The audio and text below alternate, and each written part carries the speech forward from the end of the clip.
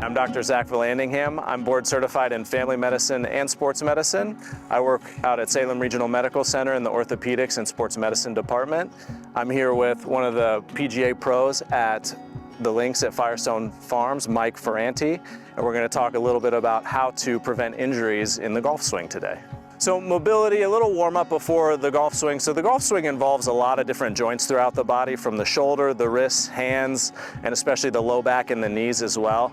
So anything we can do to loosen up those areas, from just some simple kind of shoulder swings here, bending over, doing some toe touches, loosening up that low back, just some gentle twisting motions just to try and loosen up kind of everything that's involved in the golf swing. Even some gentle wrists and hand stretches, something as simple as this can be beneficial. Usually I would recommend, anywhere from 3 to 5 minutes just before you start warming up hitting balls. Thank you, Zach. You mentioned a little bit before about swing mechanics and preventing injury on the golf course, and it's an important part of the golf swing. A lot of moving parts, so usually we like to recommend you check with a golf professional or the person giving you a lesson to make sure that you're in the correct posture before you start swinging. So a couple of things for us that we look for is a proper starting position, which kind of gets your weight balanced over your feet and on the balls of your feet here on your toes.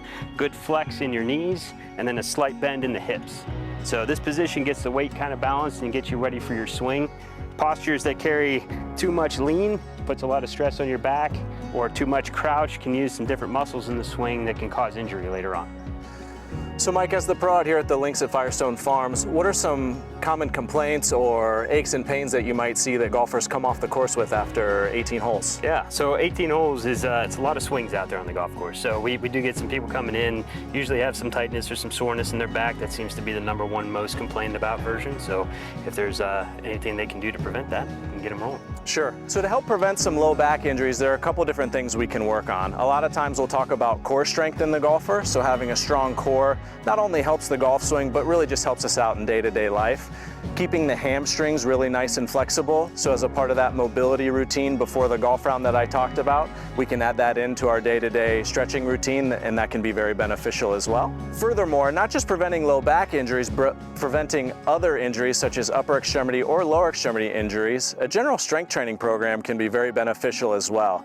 And this can be just as simple as doing some squats, push-ups, pull-ups, lunges.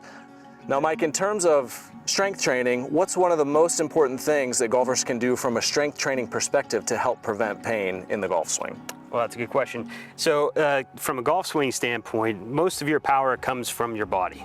A lot of times golfers think that hands, arms, and kind of the show muscles are what kind of gets the ball going far, but most of your golf swing is based around your core. So any core strength exercises you can do to kind of work those muscles also helps prevent other muscles from being strained or overused that aren't normally used in kind of your day-to-day routine. Yeah, thanks, Mike. That's a great point. Core strength is very important, not just for the golf swing, but for day-to-day life. And there are lots of different core exercises out there, from your basic crunches, abdominal sit-ups, planks, even more big muscle group lifts like squats, deadlifts can also work the core in non-traditional ways. So in summary, today we talked a lot about how we can help prevent injury in the golf swing. A few of the core things we talked about were mobility and stretching, specifically some basic stretches that you can do before the golf round. We talked a lot about strength training, specifically core strength, and how that can be beneficial in preventing injuries during the golf swing. And we talked about how good swing mechanics can also be very beneficial for you in terms of helping to prevent injuries after your golf round. And of course, if any of your aches and pains last longer than you think they should and you're just not getting the relief, you can always make an appointment with me at one of my offices in Salem or Columbiana.